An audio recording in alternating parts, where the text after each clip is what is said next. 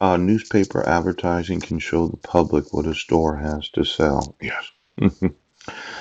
Now, the control of advertising.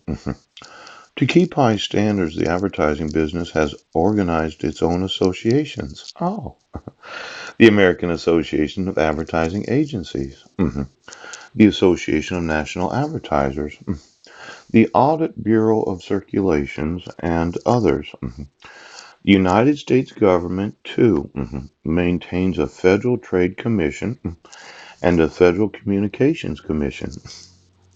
And in larger cities, the Better Business Bureau, supported by local merchants, also does much to keep advertising truthful. Mhm. Back of them are these objectives. Consider public interest first. Oh, do not exaggerate or mislead.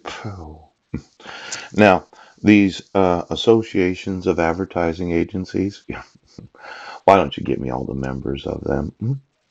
See, belonging to an association implies that you are going to do what the association wants, yes, in keeping certain standards. Now, I mentioned the National Sheriff's Association, Danny Glick. I called your office, yes, and you were too busy to talk to me, and I emailed you, and I think I emailed the Vice President of the National Securities Association. Well, the sheriff's office feels a compulsion to not write a written complaint, yes, of any knowledge of violating criminal laws, yes. And as many times as I've emailed the sheriff's office, right, excuse me, about forgeries, right, fraud, kidnapping, ouch, false arrest, false imprisonment, ouch, and the fraudulent use of mental health evaluations, they, as local sheriffs, refuse to write a written complaint. Now, your sheriff's associations have a certain standard of conduct that is expected by each of their members as association members. Yes. Give me all the sheriffs in the United States of America and every association that they are a member of. Yes. Were they similar to the advertising? They did agree. Yes.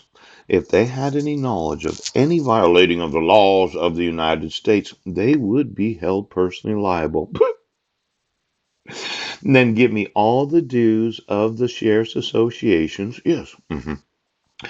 All the actual owned property of the associations. Yes. And then I'm going to sue you to completely dismantle all known associations for those in law enforcement. Now, you would have thought, after 3 years and 10 months of emailing the actual documentation of forgery, fraud, mhm, kidnapping, the neglect of my sons for being in the wrong grades, yes, the child abuse of being deprived of a father, yes, without the authority of jurisdiction to issue court orders, that somebody as a sheriff would have made the decision to remove all of that, yes, and would have given me custody of my sons. But they wouldn't do it. They just would not do it. Now, this authority of law. See, these laws, they actually have some liability if they're not enforced. You would say the due process laws of the RCWs, right? Notice and opportunity to be heard does not have to be enforced if the petitioner alleges the individual is crazy. Right, right. As if you're the allegation, right, of mental illness or defect, yes, was the cause of issuing a protection order where I wasn't a resident. And you can say that any person is crazy and then you don't have to enforce their civil rights. Your associations are now dismantled. Now, as I mentioned yesterday in the study room, we went through the fraternal orders and their top secret meetings, right? Their obligation to each other, yes. And then we went through the collective bargaining agreements, of the individual unions where they represent those that are in law enforcement, yes. in their negotiations with the individual cities and quite possibly counties. Yeah. And they felt no compulsion to obligate the union members to have to enforce the laws. Yes. Now, my thought was, well, when you don't do what your collective bargaining agreement states, yes, that you will enforce the law when you have knowledge of it being violated, you lose the authority of the union collective bargaining agreements. You lose the authority of your membership associations, yes, and you lose the membership authority of your fraternal orders. Now, this is very, very important. I was so happy to find this. It's called How Our Laws Are Made. Yes.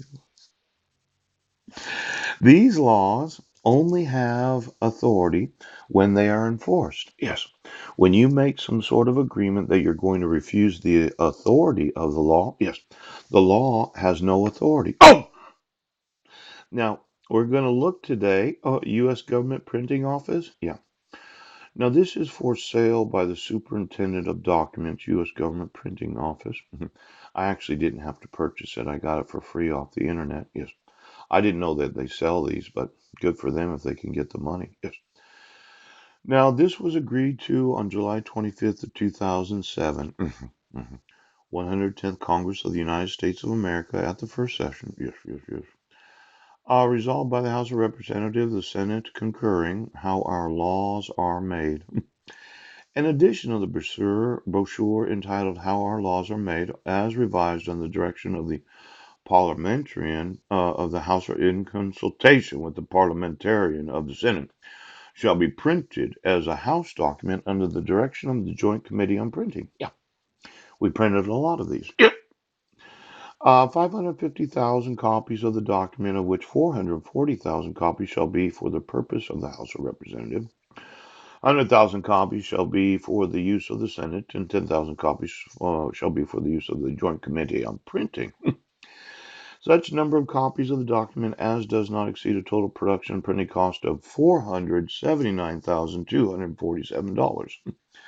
Now you can appreciate there's no use in printing these laws, yes, when you don't enforce them. See, I would sue right now in each and every state and the federal government for any law where there's any money allocated for the printing of it when law enforcement feels no compulsion to enforce it.